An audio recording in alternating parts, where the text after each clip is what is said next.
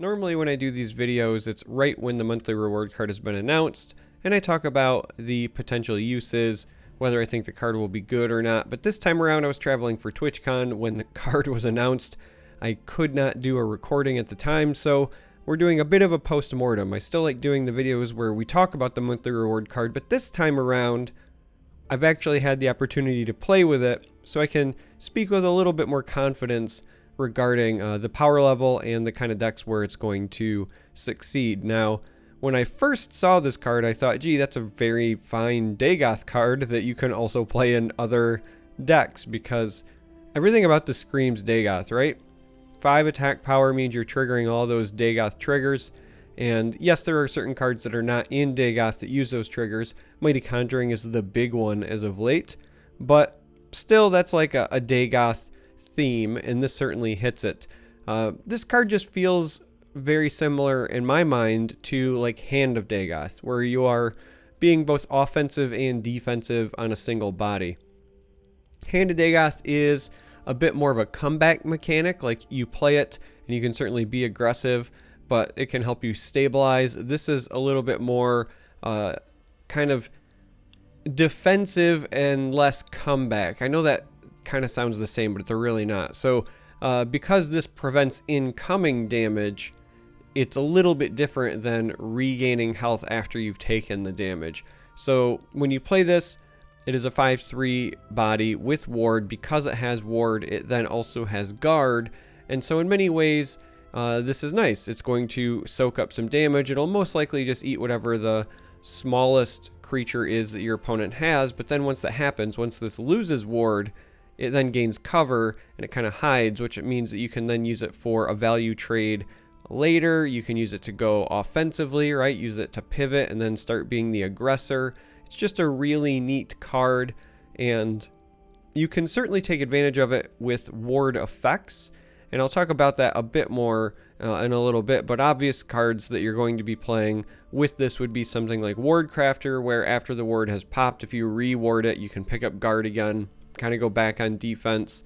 But again, the card reminds me a lot of Hand of Dagoth, but I think that the better comparison is potentially Tel Voss, because Tel Voss is a warded creature with 5 attack power that also prevents damage to you, as opposed to regaining health like Hand of Dagoth does. And this kind of does the same thing. This is a 5 attack warded creature that's preventing damage to you, but in many ways I think I like this more than Tel Voss, because it's also likely forcing a trade from your opponent. Now, it's not obviously 1-to-1. This is not apples to apples, right? Firebolt can peel the ward off, thus removing the guard, or Rapid Shot or any other damage effect, and then they can still attack for full value, where with Tel Voss, the face ward at least prevents something. But if they have to break it with a creature, the Tel Voss ward is just preventing damage, where this likely also means they're going to lose that creature, unless it's also a warded creature on their end, to break your ward. So you know, pros and cons to both, but it just feels very similar to Tel Voss in my mind. And I've had the chance to play this in mid Dagoth. I think it does great there. 5 is a little rough. It's a very contested slot in Dagoth, because you've got all sorts of cards that you could run there. Hand of Dagoth, Cliff Racer, Brynjolf. You could run Blood Dragon in some instances, Leaf Lurker in some instances. There's just an awful lot of things that you could play there. So finding room for this is really the hardest part, but it does perform pretty well. It performs as expected in that particular deck. Now, the ones that I actually like it the most in are in Mid Dominion, which I think is a bit of an underrated deck. Mid Dominion has an awful lot of really cool defensive tools, while still allowing you to play that like upper tier blue package, so you can still be aggressive or at least be a thorn and control side. So against aggro, access to Battle Reeve, access to Queen, access to a number of drain creatures means that you can really be defensive, right? You get the initiate off of Prophecy, and that sometimes just wins a game against aggro as well, right? Mid Dominion is a very good mid-range deck that's strong against aggro decks. Cloud Rest, if you want to throw it in there. Hive Defender.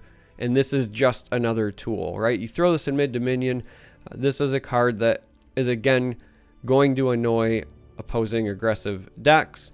But because it's a blue-based mid-range style deck, you can still choose to just run Elfiques and Mighty Conjurings and whatever on your top end and really give control a run for their money. So I really think Mid Dominion's a bit of an underrated deck, and this card, I think, actually boosts that very well. There's slightly less competition in Mid Dominion in the 5 slot because you don't have Hand of Dagoth being an auto include, and you don't have to worry about whether or not you want to run cards like Blood Dragon. So really your biggest competition is something like Phalanx Exemplar, but I think you can easily find room for Prankster Mage in Mid Dominion.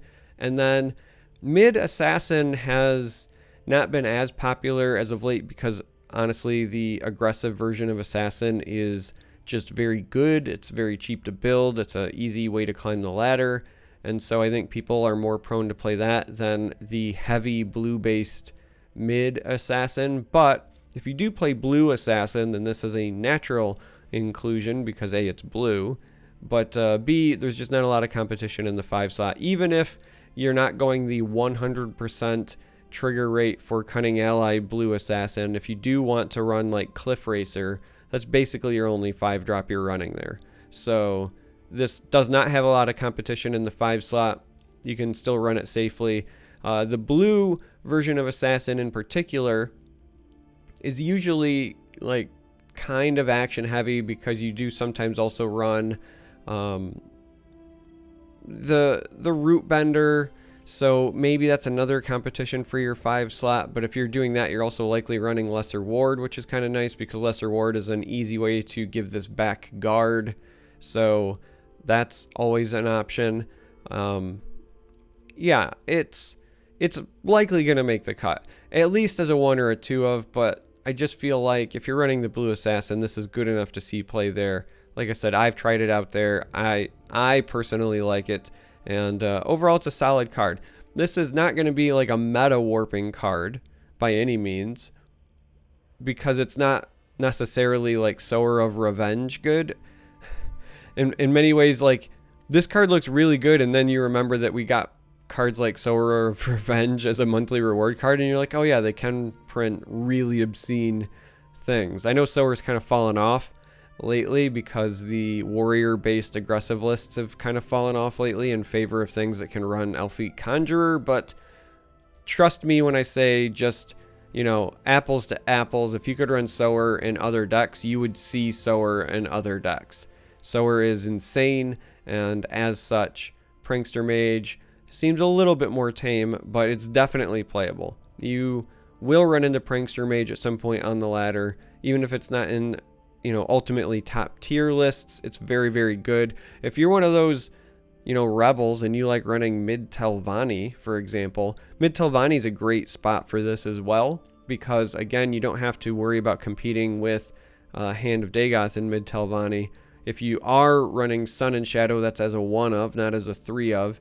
Even if you're including endurance cards, you know, Gatekeeper, maybe Shadowfen Priest. There's not a lot of like ubiquitous 5-drops in endurance, so sliding this in is certainly reasonable in Mid Telvanni as well. So anyway, I just wanted to get this out. I wanted to talk about the card. I want to hear how you're using it. Again, this is coming out later than usual because I was traveling, so you know, instead of saying, hey, what do you want to build this in? Are there combos that I forgot? We're going to do things different this video, and we're going to say, tell me how you've used this card already. Tell me what decks you're playing it in.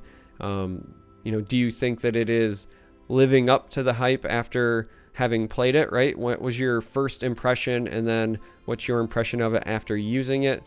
Is it underperforming? Let me know, because I'm curious to see what other people's experiences are with the card. But anyway, until next time, may you walk on warm sands. I love you all. Thanks.